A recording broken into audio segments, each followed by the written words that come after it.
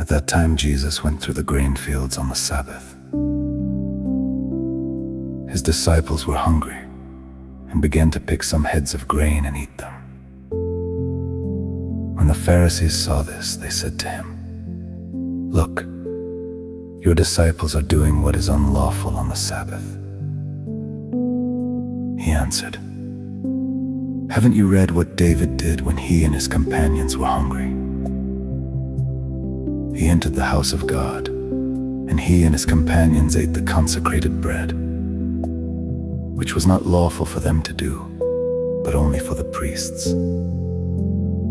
Or haven't you read in the law that the priests on Sabbath duty in the temple desecrate the Sabbath, and yet are innocent?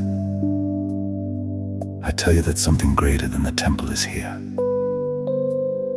If you had known what these words mean, 'I desire mercy, not sacrifice,' you would not have condemned the innocent, for the Son of Man is Lord of the Sabbath."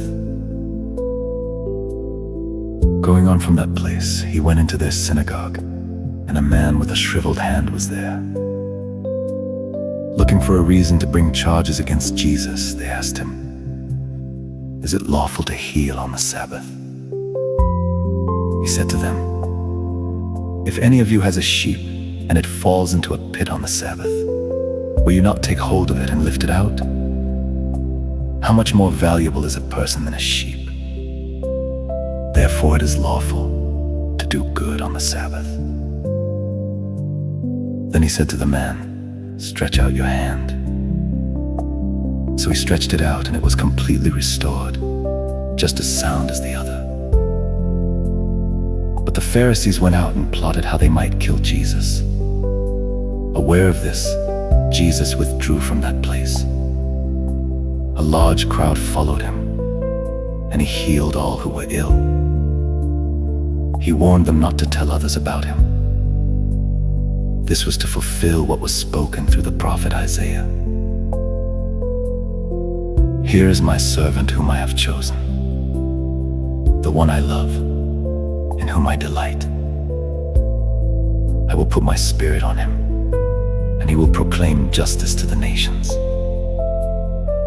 He will not quarrel or cry out. No one will hear his voice in the streets.